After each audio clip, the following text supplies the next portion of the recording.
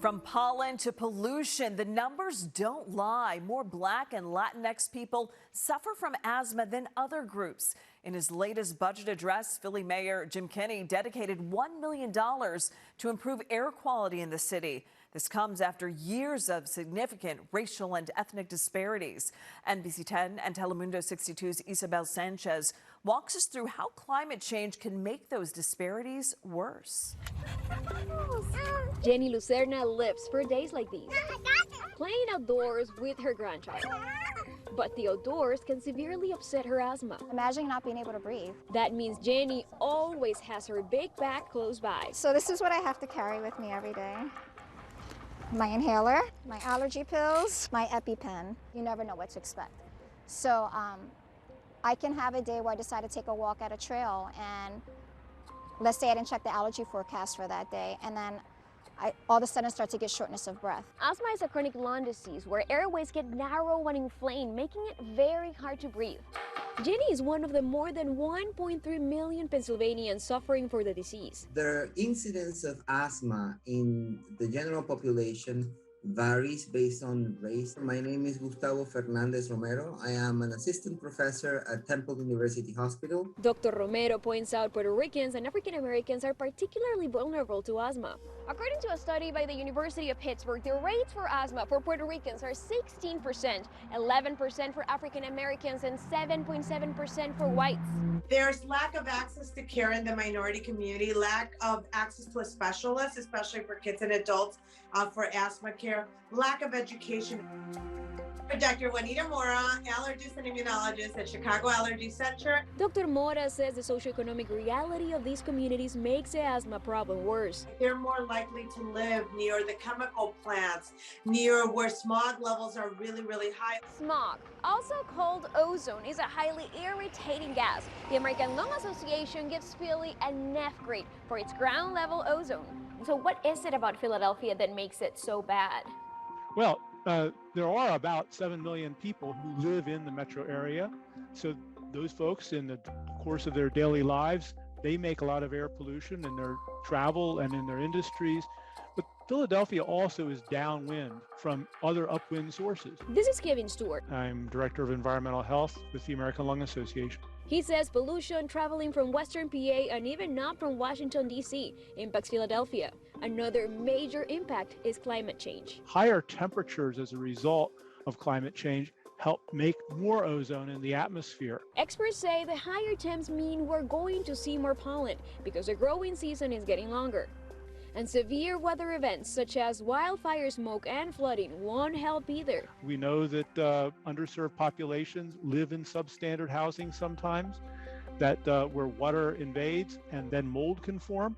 Mold also is a trigger for people with asthma. We lived near the L, so we had the L pass by every day. I mean, you have all the factories in that area, so you see the pollutants. Jenny grew up in the heart of the Puerto Rican barrio in North Philadelphia.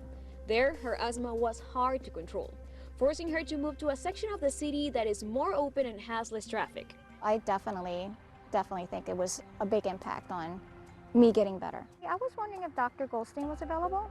She also makes regular doctor visits, getting allergy shots, and using technology to prevent asthma attacks. There's a pollen app right here, so you just press it and it has your area. By managing her asthma, Jenny gets to spend more time outside with her grandkid. Everyone's asthma journey is different. Everyone has different types of asthma, but there's always help. There's not a cure, but there's help. I'm Isabel Sanchez, NBC 10 News. Access to fresh fruits and vegetables already exists, but NBC 10 and Telemundo 62's Jaime Crespo met people using their urban environment to help feed the neighborhood and fight climate change. The only way for people to do something with the empty lots was to start gardens. For over 30 years, Iris Brown has been a staple in the Norris Square neighborhood in West Kensington. In the 80s, she co-founded Las Parcelas, which means the parcels. That led to a series of urban gardens around her neighborhood. She did it because she saw an unfulfilled need, one Iris is still working to fix. Do you see that in this community, food insecurity and people who need to perhaps have access to fruits and vegetables?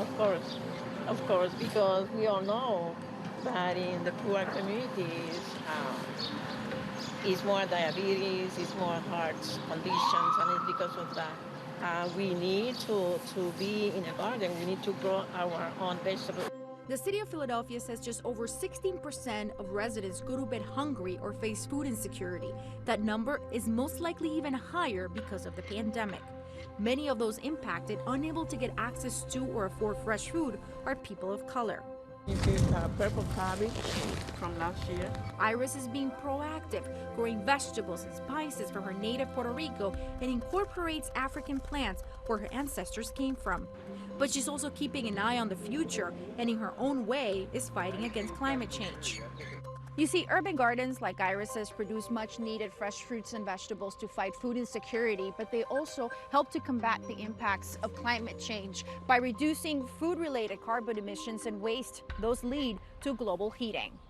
A lot of people think about transportation and think about electricity generation, but the reality is there's also a significant contribution of methane from organic waste, food wastes in our food supply. Patrick McDonald is the Secretary of Pennsylvania's Department of Environmental Protection. He says a quarter of the waste found in landfills is organic food waste. That generates the release of methane, leading to more rapid climate change. And methane is a more potent greenhouse gas than even carbon dioxide is. The PADEP is providing funding to some nonprofits willing to use food that would become waste. And this is nutritious, healthy food that for otherwise, if we hadn't stepped in, would be thrown away. Philabundance is one of them. The food bank helps feed the 850,000 food insecure in southern Pennsylvania and South Jersey, most of them Black and Latinx. The nonprofit's chief executive officer, Lori Jones, says as climate change impacts the food supply across the world, it has an effect here. And so if there are fires in California, that impacts the availability of food and the price of produce. That impacts the people we serve and their ability to access it. As you can see, there's no room for food waste, but there's steps we can take right now to make a difference. For example, instead of buying a big bag of potatoes, buy the number you need. And rather than throwing away the food scraps, you can turn it into compost to use in a garden, or you can donate the waste. You can do that here at the Temple Community Garden, which serves as a compost network in North Philadelphia. Kristen Rice works here. We have 6 bins, and people can drop off their food scraps, and we bring in like leaves and mulch, and that turns into compost, which we can use for the bins, which is used for the produce. That produce is free for the community. And you can follow Iris's lead and start your own garden. We need to be creative, and that's what I would like to install in children. You need to be creative. Jaima Crespo, NBC 10 News. From Hurricane Sandy to Tropical Storm Isaias, we're seeing weather bringing more severe downpours throughout our area, and one Philly community continues to get walloped by flooding. Residents say they're worried no one is listening to their concerns. NBC 10's Claudia Vargas has the story of the Eastwick neighborhood. The green debris on Leo Brundage's shed door is a flood remnant from last August. So the water came up to that? Yeah, oh yeah. Leo took these pictures. The silver structure to the right is the same shed with the debris. The water also went inside his home. The water was up to here. He had to replace furniture and appliances. I lost over about $60,000 of it. City officials confirmed that more than 4 feet of water took over parts of Eastwick. It's a Southwest Philadelphia neighborhood built on marshland. It won't be the last time it sees so much rain and flooding, and it's not just an Eastwick problem. According to the nonprofit group Climate Central, Philly has a nearly 50% chance of getting 4-foot floods once a year until 2030. The likelihood increases the next decade. By 2050, it's almost guaranteed that such floods will happen annually. Scientists at Climate Central say it's a result of the planet getting hotter. A warmer atmosphere can hold more moisture, and that translates very directly into bigger downpours. Eastwick is surrounded by 2 creeks and the Schuylkill River, plus the Delaware River is close by. It's going to be harder for the water to get out of those creeks and rivers, so you're going to have more tendency for the water back up and have more flooding. So with bigger storms and water levels rising, parts of Eastwick are in trouble. The majority of residents who live there are Black middle class. Our structural racism plays itself out, in issues like this. You have upstream development that is largely white and wealthy, and downstream development. Michael Nairn is an urban studies professor at Penn. He explains Eastwick is a downstream development. He and other experts say the overdevelopment upstream in the mostly white suburbs doesn't allow for some of the water to be absorbed naturally. And so it just shoots down here to Eastwick, eventually overflowing. During the August storm, Cobbs Creek grew 7 feet higher than usual up in the suburbs. By the time it neared Eastwick, it was 12 feet higher than usual. Nairn says that's detrimental to this community in more ways than one, including an inability to transfer wealth to the next generation. They can't get the value out of their homes because of the flooding. The community has been asking for years for the city to help with the flooding. I don't want to go nowhere, but I want this fixed. But a fix is likely a long ways away. We spoke with the city's floodplain manager, Josh Leipert. Is there anything you guys can actually do to try to stop some of that flooding right now?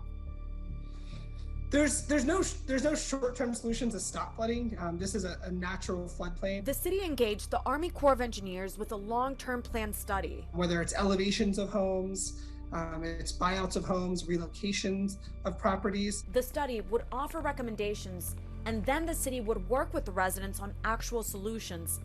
Another multi-year process. Back on Saturn Place, where Leo Brundage has lived for more than 30 years, he says the flooding has worsened each decade. Has the flooding gotten more intense or more frequent? More intense. But he says he still loves living there. It's beautiful here. He just wants the flooding to be addressed. With climate change, that will be more of a challenge. I'm Claudia Vargas, NBC 10 News.